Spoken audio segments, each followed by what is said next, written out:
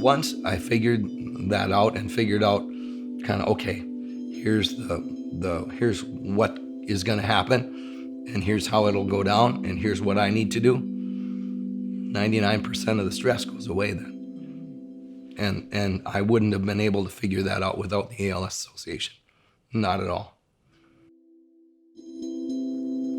Well, you know, it was very definite. He had been out mowing the grass, and it was a real warm day. And he came in, and we could see, you know, his arms were fasciculating and jumping, and none of us had noticed that before about him. And we thought, what are you doing? You know, what are you doing? So then that just started us off on the road. Yeah, she referred us into Duluth. I remember I saw this nice young neurologist there, a young man, and he's doing these tests and talking to him and everything like that. And then he says, well, you know, I'm going to refer you over to the head of the department here. That's Dr. Amber Erickson, and she deals with more of the things like we think you might be experiencing. So I'm thinking to myself, you know, this isn't good. 3 cloves of garlic gonna be enough then? That should be fine.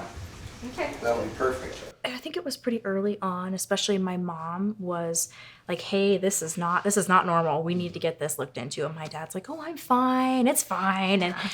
And yeah. So then we finally... I don't get sick. I don't take sick days was, of course, like, I'm fine. I'm Yes, fine. Yeah. obviously. Okay, so in Texas, the kids were telling their aunt and uncle about Dad's world famous chili and how it was always world famous, right? And it has a secret ingredient every time.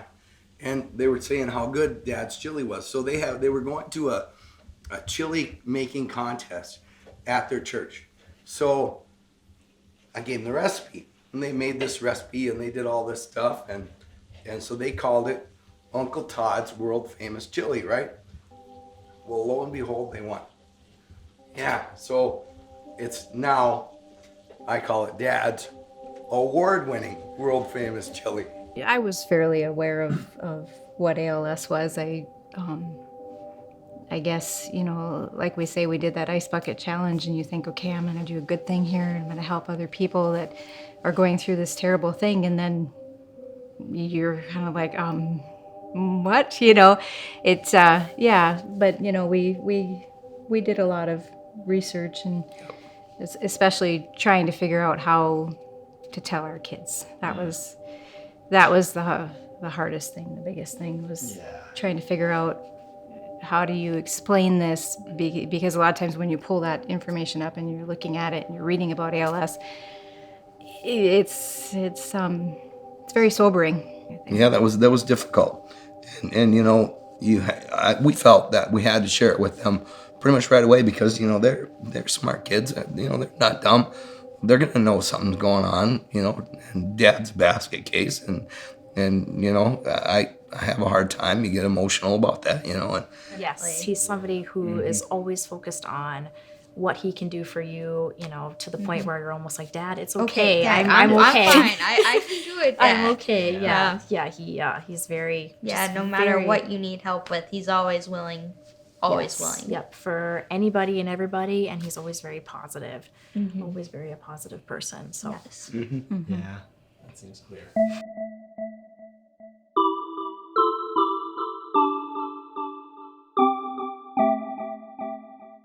you know, my neighbor, he says, look, you move in here, you have to join the fire department. That's it, right?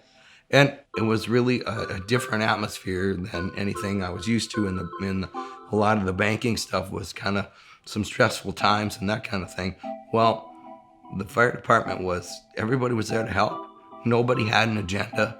Everybody was working towards a common goal. And the common goal wasn't them. The common goal was somebody's house burning down, or the common goal was an EMS calling some little old lady. It wasn't about anything else. It was about people helping people. And I think that is what really, really enamored me and drew me into that.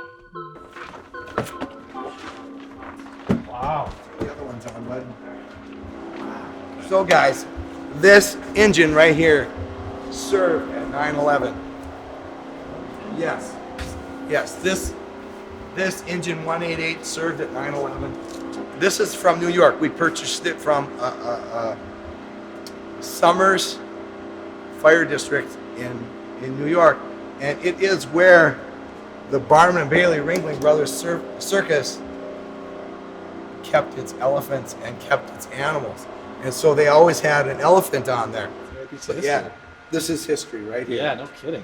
We really are so thankful. Oh my gosh, For yeah. all of that. I mean, just the Radicava that he has, that's Ice Bucket Challenge. I mean, that's where that came from.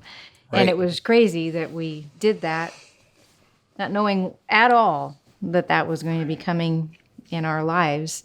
So we go ahead and we do that thinking, we're helping, I don't even know who. I guess ALS was something that had not actually personally been in my life. So I just was touched by that and thought, this is a great event to do. This is awesome. And then when we're sitting in the clinic and they're saying, you will be able to get help with this Radicava because of the Ice Bucket Challenge, I was like, wow, that's just tremendous. That's amazing. That is an amazing thing. So that's the same thing Absolutely. like this Blizzard tour. I mean, so many of our local, just all the equipment and just everything for the folks comes from these types of things, and it's tremendous. It is. Absolutely. Well, the Blackwoods Blizzard Tour is the world's largest snowmobile fundraiser to fight ALS.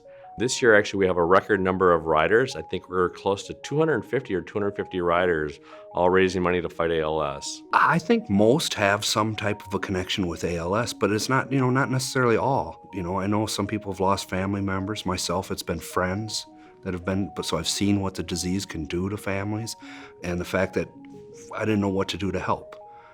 So what little bit I can do to help is maybe help raise a little bit of money to help families out, and that's what I've done, and I think that's what a few hundred other people are doing too. Without the Blizzard Tour, there's no way that the ALS Association could have the impact that it does. And for us, it's made a huge difference, I think, in our life, because without that support, who knows where you end up, right? Because you need that support when you're going through something like this. It might not look like it all the time, but absolutely, there are good days and there are bad days. And we have to live each day like it's a good day.